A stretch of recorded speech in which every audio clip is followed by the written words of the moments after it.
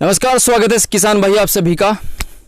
मेरा नाम है कृष्णा और आज की वीडियो में हम आपको जानकारी देने वाले हैं कि किस तरीके से आप पपीते की खेती कर सकते हैं, किस प्रकार ये आपको लाभ पहुंचा सकती है। सबसे पहले मैं स्वागत करता हूं सर। सबसे पहले आपका स्वागत है हमारे चैनल पे जी। आपका नाम हमारे किसान भाइयों को बताइए। दीपांशु गुज्जर। दीपांशु गुज्जर जी, ये कौन सा गाँव है सर आपका? नासरपुर है जी, मवाना तहसील जी। दोस्तों मवाना के पास, मवाना जो शुगर वर्क्स है, जो मवाना मिल है उसके पास नासर पर ये जगह है। सर कितने पौधे आपने बोए थे पपीते के? सबसे पहले करीब 900 पेड़ थे। 900 पेड़ आपने बोए थे जी। ये किस महीने में, अब से किस समय पहले बोए थे? अब से अप्रैल के फर्स्ट वीक में। अप्रैल में आपने बोए थे 900 के पेड़। और लगभग कितने मर गए? अभी कितने बाकी हैं? लगभग 100-150 पेड़ मर गए हमारे। कारण क्या रहा सर मरने का? हमारी शुरुआत थी ना, तो हमने थोड़ा पानी ज़्यादा दे दिया था, इस वजह से वो मर गए। पानी कम चाहिए ना। अच्छा, बहुत तो उसकी वजह से जड़ गलन हो गई। हाँ जी। अच्छा, तो अभी लगभग 800 के आसपास हमारे 800 पेड़ हैं जी। और जैसा कि मैंने भी देखा किसान भाई, मैं आपको बता दूं कि जो फ्रूट मैंने देखा है, काफ़ी पेड़ों पर अच्छा फूल आया हुआ है। एक वायरस आया था, वो कौन सा वायरस था आपके खेत में? Leaf curl virus. Leaf curl virus था। तो इसका जो इलाज किसी से आपने पूछा, कैसे पता चला आपको? इलाज पूछा। अच्छा, तो जो दवा उन्होंने बताई वो स्प्रे कर दी या अभी करेंगे आप? नहीं, कर दी, उसका अच्छा रिजल्ट है। चुके हैं जी। अच्छा, अभी फिर से भी काफ़ी आराम है। जी जी जी। तो सर ये बताइए कि आप तो यूजुअली गन्ना बोते होंगे, है ना? गन्ना ही टोटल, है ना? तो फिर शुरुआत पपीते में कैसे आपकी हुई? हमारे पापा जी को गन्ने से थोड़ा परेशानी हो रही थी, पर्ची वर्ची लेटा हुआ है। अच्छा। थोड़ा अलग चलें दूसरी साइड। तो फिर पता करा, हमें थोड़ा पपीता ही ठीक लगा। अच्छा। एक दो जगह। तो कहीं आपने किसी किसान को देखा था या कहाँ से आपको जानकारी मिली पपीते? नहीं, हमने यूट्यूब पे देखा था, किसी से और जानकारी नहीं थी। यूट्यूब से ही आपको पता चला जी। तो किसान भाइयों, अक्सर आपने देखा होगा कि हमारे आसपास या जो बाकी के किसान भाई होते हैं वो कोई एक खेती कर रहे होते हैं, हम भी वैसे ही कर रहे होते हैं। जहाँ पर गन्ना ज़्यादा बोया जाता है वो लोग गन्ना बोते हैं, कोई आलू बोते हैं तो फिर वहाँ पर बहुत सारे किसान आलू ही बोते रहते हैं। वैसे ही दीपांशु भाई ने भी के साथ भी था, लेकिन इन्होंने कुछ नया करना चाहा तो यूट्यूब के माध्यम से इनको जानकारी मिली पपीते के बारे में, इन्होंने भी बोया। बहुत सारे किसानों के मन में ना एक धारणा है, एक डर है कि पपीते में वायरस आता है, बीमारी आती है तो नुकसान हो जाता है। क्या कहेंगे उन किसानों से जो ऐसा सोचते हैं? देखो, इसमें वायरस तो आता है, पर अगर टाइम पे दवाई चलती रहेगी तो कोई दिक्कत नहीं है, कंट्रोल हो जाता है। जी जी। क्योंकि बीमारी तो हर चीज़ में है, गन्ने में भी है। ऐसी कोई चीज़ नहीं है। मेहनत कितनी है गन्ने के मुकाबले इस फसल में? गन्ने से तो हमें कमी लग रही मेहनत, खाली इसमें तो स्प्रे का ही काम है। गन्ने में बहुत काम है, गन्ना खुदाई बंधाई दुनिया भर की बहुत काम होते हैं उसमें। इसमें खाली ये है कि स्प्रे का ध्यान रखो, पानी वानी भी बहुत कम चाहिए है। ऐसी कोई इसमें थोड़ी सी बस वो मेहनत है, थोड़ा दिमाग लगाना पड़ता है कि कब कौन सी बीमारी का खतरा है, कब कौन सा वायरस है, वो थोड़ा हमें ध्यान देना पड़ता है। तो शुरुआत में दिक्कत आती है, फिर धीरे धीरे सब पता लग जा, फिर कोई दिक्कत नहीं।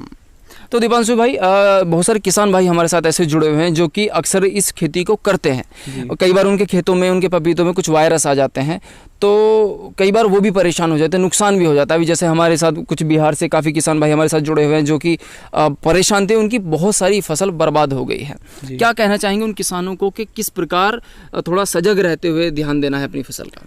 बस इसमें सबसे मेन प्रॉब्लम तो पानी की है जी। पानी ज़्यादा नहीं लगना चाहिए और टाइम टाइम पे स्प्रे थोड़ा ध्यान रखना चाहिए। बीमारी से पहले दवाई मिल जाएगी, रोकथाम हो जाएगी। और किसी एक्सपर्ट की सलाह मतलब समय समय पर लेनी चाहिए, वो जरूरी है बहुत। जी जी।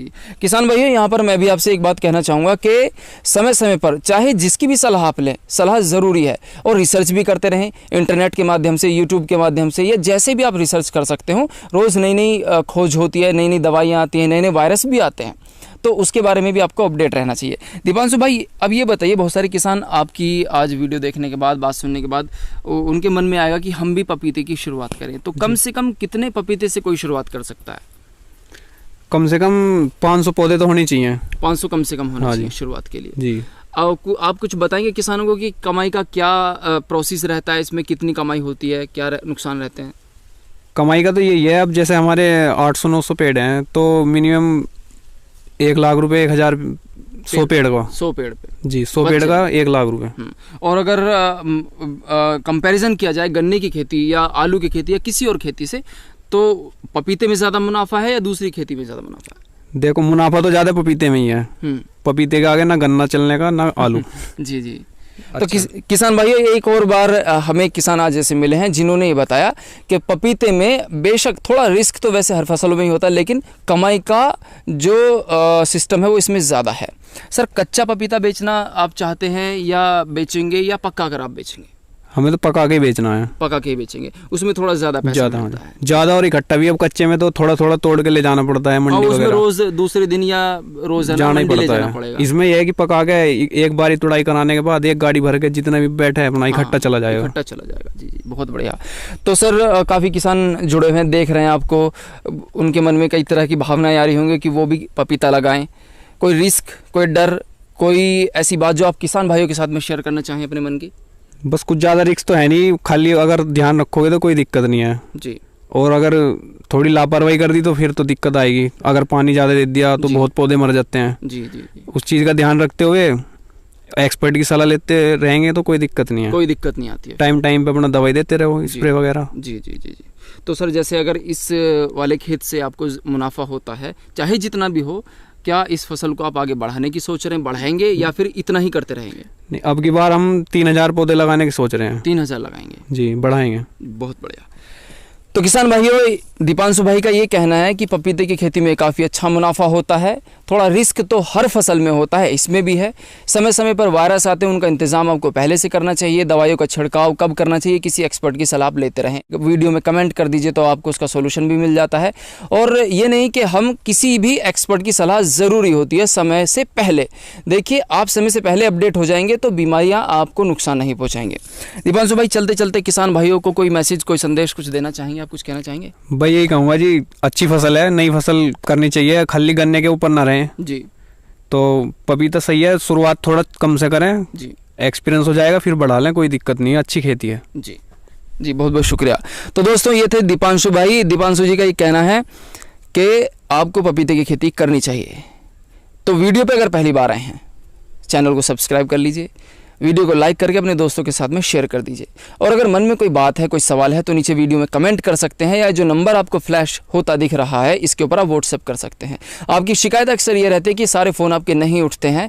तो कई बार सिस्टम ऐसा होता है या रूटीन ऐसा होता है कि बिजी बहुत रहते हैं, तो सारे फ़ोन नहीं उठ पाते हैं, और बहुत सारे फ़ोन आते हैं तो सारे नहीं उठ सकते हैं। इसीलिए आप वीडियो के नीचे जो नंबर आपको नज़र आ रहा है इस पर व्हाट्सएप कर दीजिए। आपके इस सवाल का समाधान ज़रूर आपको मिलेगा। धन्यवाद। जय हिंद। जय